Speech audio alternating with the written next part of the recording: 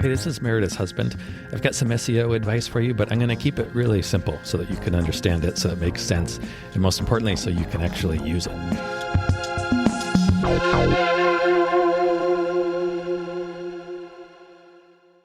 Do you have healthy SEO habits? No. Healthy SEO habits. Can you say that really fast? Healthy SEO habits. habits. Healthy SEO habits. Healthy SEO habits. Sounded like you just said, fuck the SEO habits. All right. So healthy SEO habits are important, I think, because a lot of people don't have them. And a lot of the advice you see online is all like, hey, the quick fix, the little shortcut, the blazing SEO secret that's going to change your life in 10 minutes. Yeah. And I don't think that's a good way to approach SEO. No. Because SEO is not a 100-yard dash. There's no secret. There's no little one thing you're going to do. I've said this many times, I think, on this podcast. Yes. There's no secret. You're not going to do something. Wait, we have a podcast? Yeah. People listen to it? We have a podcast. What? Yeah. Most people do the one thing and then they go look and check their rankings and see if it worked. And if they're not on page one, they're like, oh, that didn't work. Yeah. That's a habit. That's a bad habit. That's a SEO bad habit that people get into. Bad. A good habit. Yeah. Or actually, there's a few categories. What I was thinking is I would talk about, kind of what those habits are today. Okay. And then the next few episodes, I'll dive in a little deeper about what each one means. That's a nice hack. Because I would say on a monthly schedule, or, on an ongoing, doesn't have to be monthly, but on an ongoing sort of schedule, there are a few categories of things that you want to be thinking about. Okay. They're not daily routines. No. I'm not going to ask you to wake up and think about SEO every 15 minutes before you brush your teeth. Okay. Unless you would like to. No. But the categories of things that you want to kind of return to on a periodic basis. Okay. Number one, your website health. This is your tech stuff, your on-site SEO stuff. When you run a SEMrush audit or a website audit, it tells you your title tags are too long or you have duplicate description tags. It's that sort of thing. Yeah. Should we be wearing a stethoscope when we're doing if you'd like, yeah. I should come up with some swag. That being item number one.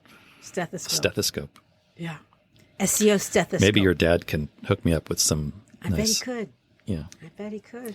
Anyway, you got to maintain a healthy website. Or if, you need to get it healthy in the first place. Yeah. But once you do, if it's not going to stay healthy on its own, especially if you're adding anything, creating blogs, doing anything at all, that score is going to drop. Even if you're not doing anything, if your site's on a platform like WordPress or Squarespace or any of these, there's a good chance that little tiny technical things are going to happen that eventually you want to clean them up. Yeah, I would think so. We don't want any dust, lint. Right. So that's area number one. Yes. Area number two is measure. Have you ever heard the saying, we treasure or we measure what we treasure? No. Measure what you treasure. So if something is valuable to you, you want to keep an eye on it. You want to know how it's doing. Okay. I've never measured any treasure. Well, do you have some sort of metric in your business that you monitor? You don't know, is there anything, you don't know what your clients are doing? You don't know when their birthdays are or when they shoot? Do you I know when they shoot. I should have a birthday. That's when I'm still working on the Dubsado upgrade from 17 hats. So my point is, like some families shoot, that they shoot in the fall. Yeah, right. Or they shoot well, that's something that is valuable to you. And so that. You do measure that, even though you don't have I see. I don't have a measuring stick. Right. You don't write it down, although maybe you should. Maybe I should, yeah. But that's something that you measure without even knowing it. You have an idea of what's going on. Right. I see what you're saying. Same thing with your website, although there are some specific tips that I will get into. But measurement is number two. And tips. That leads to area number three, which is the quality of your site.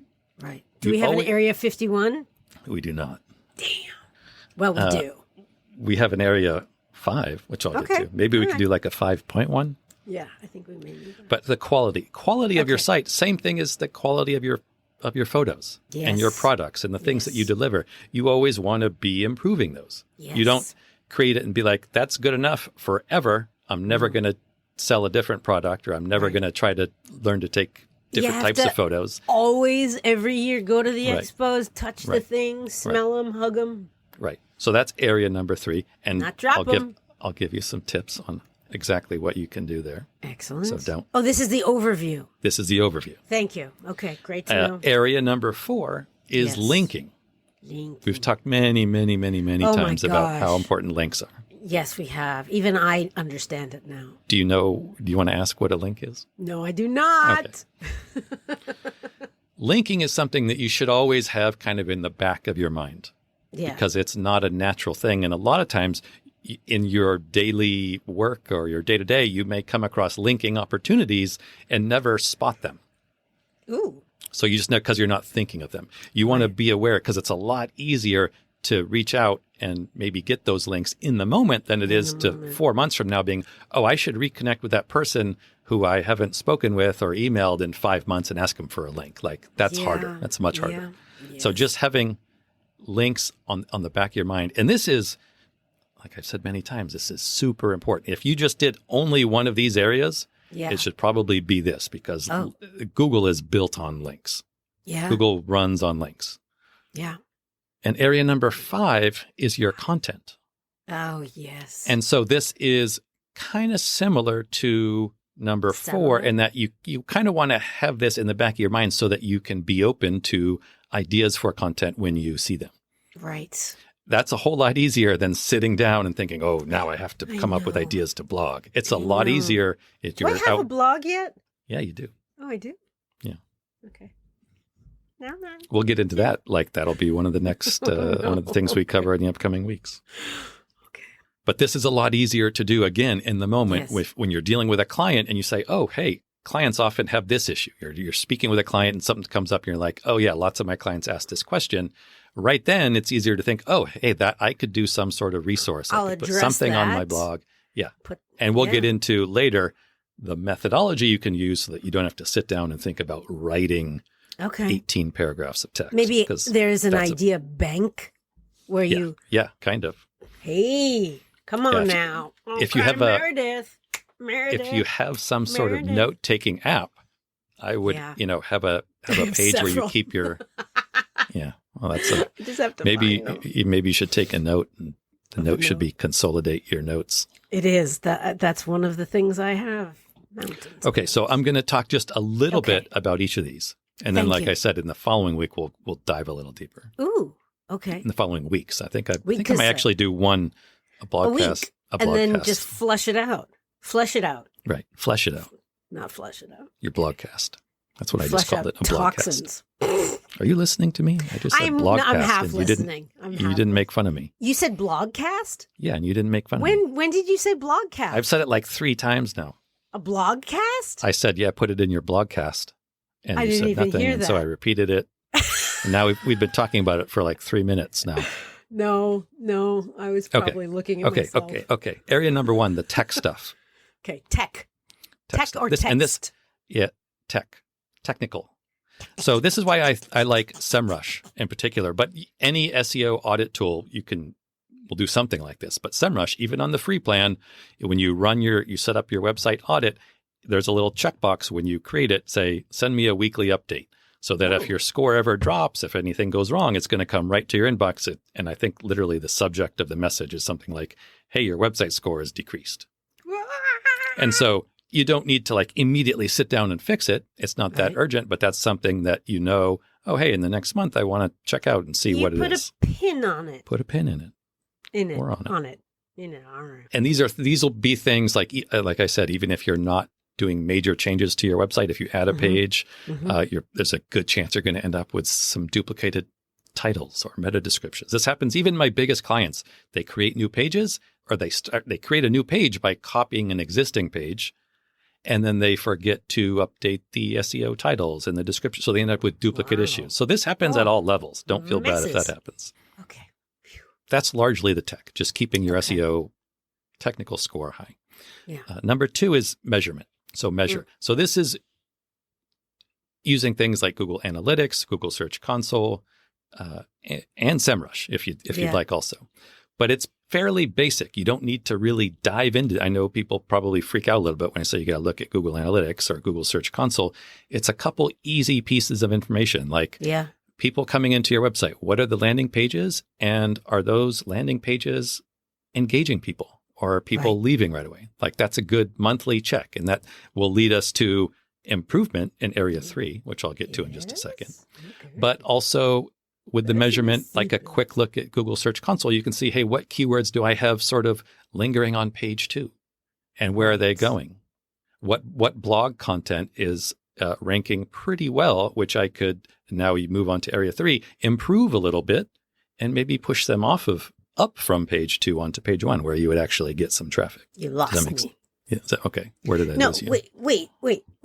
So you have a blog post that's getting traffic. And well, it might be, let's say you look at Google Search Console, and by the way, in the SEO dashboard, which I created and use myself, I'll link it below. It pulls this information out really quickly and easily, so it's help. Easy to spot. I'll link that below. Okay. But one of the things I often look for all my clients, including my own site and your site, is what keywords are ranking on page 2 and what pages. So if it's a blog page, say we have a blog page that's ranking on page 2, I find that by measurement, area 2. But then in the next step, quality, I think, how can I improve that a little bit? And it's how on can page you 2. Improve that? You can add some content. You can add more links to it from other pages on your website. So you can add to blog posts. Absolutely. Okay. Absolutely. I'm sure you've said that 7 billion times. Absolutely. In fact, that's a really good practice, especially when you see a blog post that's performing pretty well, like it's up on page 3 or page 2. Yeah, you want to improve that. Don't write another blog post like it thinking that it's going to do better, because then you're going to see both of those blog posts. Yes, you're going to cannibalize your rankings. It's like having 2 Academy Award nominations. Yeah, you'll never win. Cancel yourself out. Right? Gosh, if I had a nickel. Yeah, always look to your best performing blogs and improve them. Yeah, that's what's. So would it be better to look to the well-performing blogs and improve them, or the least? Okay. Improve the ones that are performing well. Got it. Almost always. If you have blogs that are not performing well, you're going to want to think about, can you get rid of them? Can you combine them? Can you redirect them somewhere else? But we can't delete them, because then we're going to have a link messed up somewhere. Right. Yeah, someone was listening. That's impressive, actually. I know. Then you would need to create a redirect. But that's something where the things that are not performing well, you want to get rid of. Right. They're like dead branches on a tree. You want to cut them off and use them for kindling. Branches. So that covers kind of the area of improvement. Okay. Area number 4 in building healthy SEO habits, link building. So just thinking about links. Thinking about linking. Links and not sinking. Right. While we're winking. You could do all those things if you want. Yeah. Links are like gold. In SEO, they're so valuable. So anything you can do to kind of keep them in your mind, like when you take a new project, you need to shoot a new family, keep in mind, is there somehow I could get a link here? Is there something I could do? Or when you, more so than shooting your clients, in your day-to-day stuff, like you are going to volunteer tomorrow. Right. I would say, I'm pretty well trained in SEO habits. How is there some way we could get a link out of that? Right. Yeah. Okay. But to me, that kind of defeats the purpose of volunteering, because you're giving, like you are offering your services. Yeah, but there's no, you don't have to like punish yourself in order to volunteer. Like if there's some way you can benefit and it doesn't cost them anything, you're volunteering. And if they, if you were to say, oh, hey, I'm taking these photos for you, can you give me a linked photo credit? And they say no, fine. That's going to happen. Probably the majority of the time you won't get a link. Right. But sometimes they'll be like, yeah, sure, no problem. Awesome. That's great for you. It's great for me too. And then area number 5 is content. And this is similar, I would say. It will help immensely if you can just sort of keep that in the back of your mind. So when things happen and you're like, oh, hey, like I said earlier, all my clients ask about XYZ, I should put a list on my website on XYZ issues. Right. Or something that you just Blog see. it. You know, if you're walking around the neighborhood, you go, oh, you know what? My clients would really like that. Put it on your blog. Yeah. You know, things like that. Being aware is like doing that sort of thing, coming up with blog ideas, a whole lot easier than sitting down with a cup of coffee and being like, okay, I got to force myself to come up with blog ideas. Yeah. Time to blog. Yeah. Damn it. All right. So those are the areas and kind of a rough introduction. And like I said, over the next few weeks, we'll dive in deeper. Deep dive. On like exactly how to do this stuff. We're going to see so many different kind of fishing. Lots of fishes. In a deep dive. Bye-bye, everybody. Bye-bye. Hey, thank you so much for listening. We really hope that you find this helpful and useful. And if you do, what you could do for us as a thanks would be to, drumroll please, yes, leave a review. Yes, everybody says it, I know, but it really does make a difference. Take 3 seconds, leave as many stars, say something really nice about what you like about the podcast and maybe why other people would like it. It would mean the world to us, especially my husband. That better? All right, I'm going to try one where I'm not going to be charming.